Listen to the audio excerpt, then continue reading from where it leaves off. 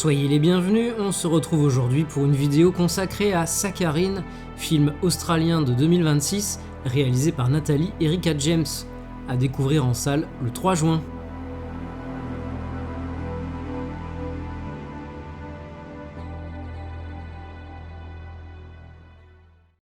You're so skinny. Are you okay?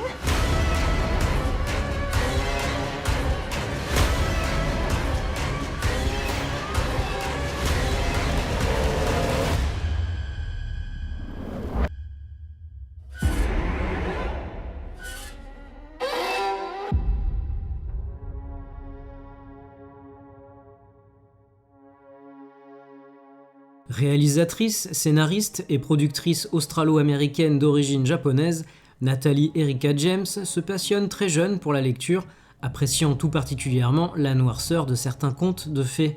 Un intérêt qui, combiné aux cauchemars auxquels elle était sujette, nourrit son goût pour l'horreur psychologique. Consacrant les années 2010 à la mise en scène de courts-métrages, inspirés d'expériences personnelles, de l'esthétique gothique et de la folk horror japonaise, elle se lance dans la réalisation et la coécriture d'un premier long en 2020 avec Relique. Dans Relique, Edna, une octogénaire, disparaît subitement. Sa fille Kay et sa petite-fille Sam se rendent chez elle, dans sa grande demeure isolée, afin de mener les recherches et tenter de la retrouver. Quelque chose d'aussi mystérieux que néfaste et inquiétant semble entourer l'endroit. À travers une histoire reliant 3 générations de femmes, la réalisatrice nous confronte ainsi aux aspects les plus affreux de la démence sénile. Démarrant comme un drame du quotidien, Relique explore dans un premier temps l'importance du lien humain et l'évolution des rôles et des dynamiques au sein d'une famille se retrouvant confrontée à la maladie, puis vire progressivement au thriller psychologique avant de prendre clairement une tournure horrifique avec maison hantée et mort-vivant au programme. À coup de vision cauchemardesque, Natalie Erika James pousse la métaphore, épousant la dégradation inexorable que subissent l'esprit et le corps d'Edna. Cauchemar éveillé, doté d'une photographie, d'un sound design et d'une musique sinistre à souhait, Relique, doté de plusieurs niveaux de lecture, s'offre une fin aussi troublante qu'émouvante pour ce qui constitue à l'arrivée un premier long métrage assez remarquable. 4 ans plus tard, c'est aux commandes d'un projet plutôt inattendu que nous retrouvons Natalie Erika James, à savoir l'appartement 7A, préquel de l'incontournable Rosemary's Baby de 1968.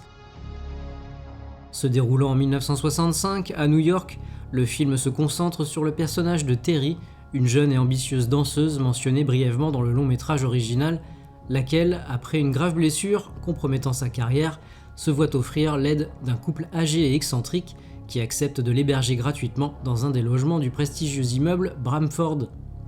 Alors qu'un producteur de Broadway lui propose une nouvelle chance de percer, Terry se sent attiré par des forces maléfiques occupant son appartement.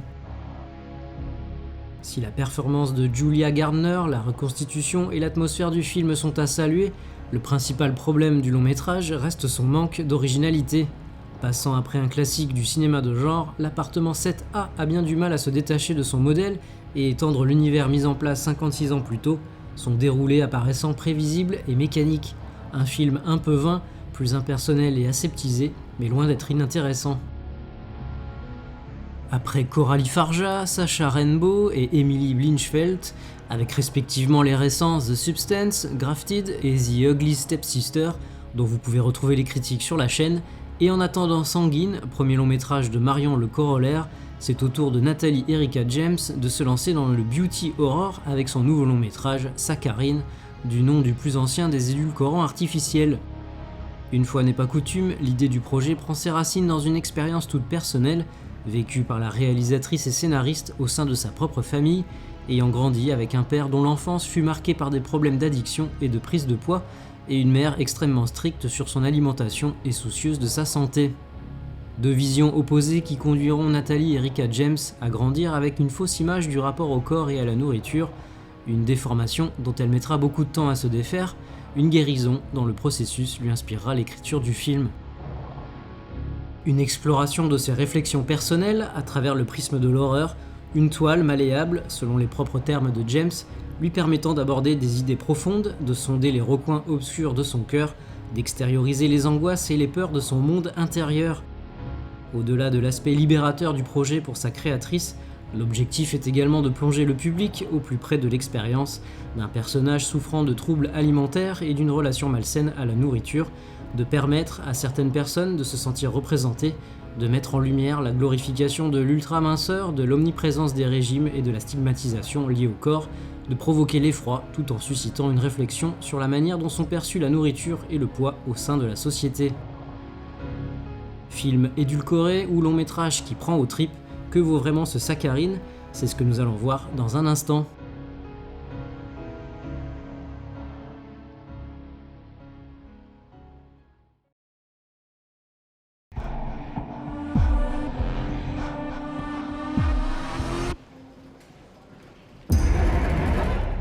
Thinking of signing up to do this thing.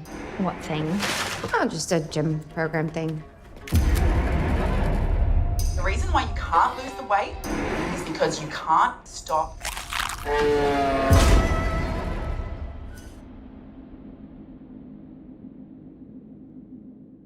Dans Saccharine, nous suivons le personnage de Anna, étudiante en première année de médecine, plutôt mal dans sa peau, aux prises avec une addiction alimentaire et des parents dysfonctionnels. Alors qu'elle retrouve par hasard une ancienne camarade de lycée, physiquement métamorphosée, cette dernière lui fait part de son secret minceur, une mystérieuse gélule appelée Grey, très onéreuse mais particulièrement efficace pour faire fondre les kilos. Complexée par son surpoids, Anna accepte 2 de ces pilules amaigrissantes, constatant dès le lendemain avec étonnement leur rapidité d'action et leur efficacité. Obsédée par la perte de poids, se fixant comme objectif de descendre à 60 kg, Anna se voit en parallèle encouragée par Alania, une influenceuse fitness et coach sportif dont elle est amoureuse, à intégrer un programme intensif de transformation physique. Affectée au laboratoire d'anatomie pour étudier le corps d'une femme obèse, que son amie Josie et elle surnomment froidement Grosse Bertha, Anna est profondément troublée par le cadavre, notamment par sa corpulence et son vernis à ongles. Rebutée par le prix exorbitant des gélules offertes par son amie, Anna analyse leur composition dans l'espoir de pouvoir les reproduire et découvre avec stupéfaction qu'elles contiennent des cendres humaines. Désespérée et souhaitant perdre encore du poids, la jeune femme commence alors à prélever en cachette des os du corps et à les incinérer pour fabriquer de nouvelles pilules. Tandis qu'elle continue à maigrir, le geste de Anna a pour effet secondaire de libérer une force surnaturelle, passant de simples apparitions spectrales à présence terrifiante dont la faim insatiable la hante et la consume. Inspirée indirectement par la figure bouddhiste du fantôme affamé, représentant une personne décédée dans des circonstances tragiques, survivant dans l'au-delà mais condamnée à une soif ou une faim irrassasiable, le film nous donne à ressentir la perte de contrôle provoquée par une addiction ou un comportement compulsif, comme si l'alimentation de Anna était liée à une force extérieure, surnaturelle, exerçant son pouvoir sans qu'elle ne puisse rien y faire. Perdant du poids et gagnant en confiance, Anna se retrouve paradoxalement prisonnière de l'esprit de Bertha, dont nous apprendrons plus tard certains éléments clés et tragiques de sa vie.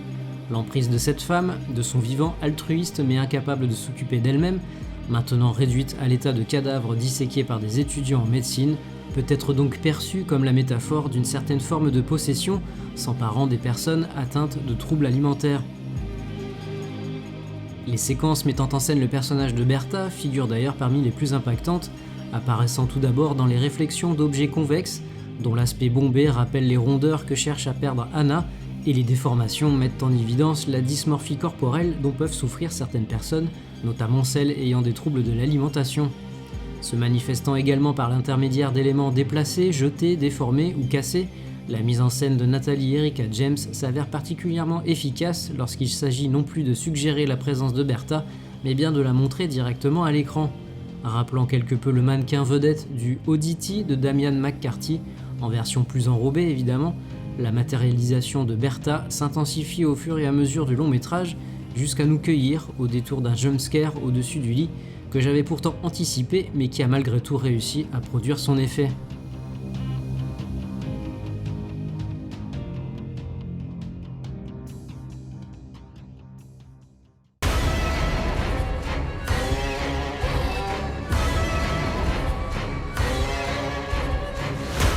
Hannah, please tell me you aren't actually taking those diet pills. Whatever shortcut you think you found, it is a bad path. You look sick. Is this what you wanted?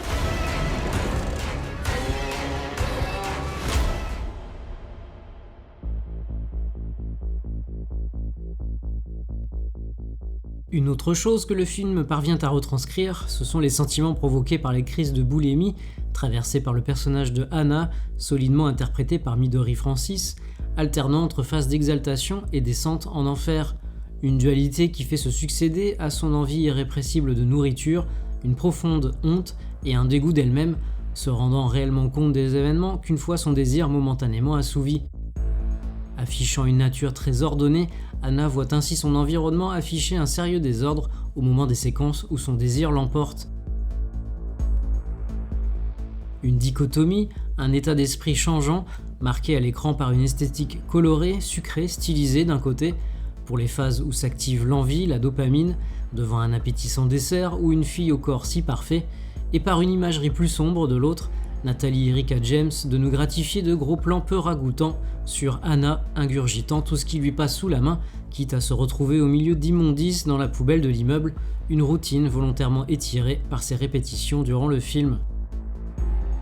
Mêlant thriller psychologique, surnaturel et horreur corporelle, avec également une touche d'humour, et bénéficiant d'excellents effets pratiques et numériques, Sakharine explore donc le parcours d'une femme en quête d'amour et d'acceptation, prise dans les tourments de ses luttes intérieures liées à la perception de son corps et à sa santé mentale. Si le film parvient à extérioriser les horreurs vécues par son personnage féminin principal, certains des très nombreux éléments intégrés au récit semblent survolés, quand d'autres arrivent trop tardivement pour avoir un réel impact, l'ensemble n'évitant d'ailleurs pas quelques longueurs susceptibles de mettre la patience d'une partie du public à rude épreuve, avant un climax plus palpitant et visuellement puissant dans son tout dernier plan.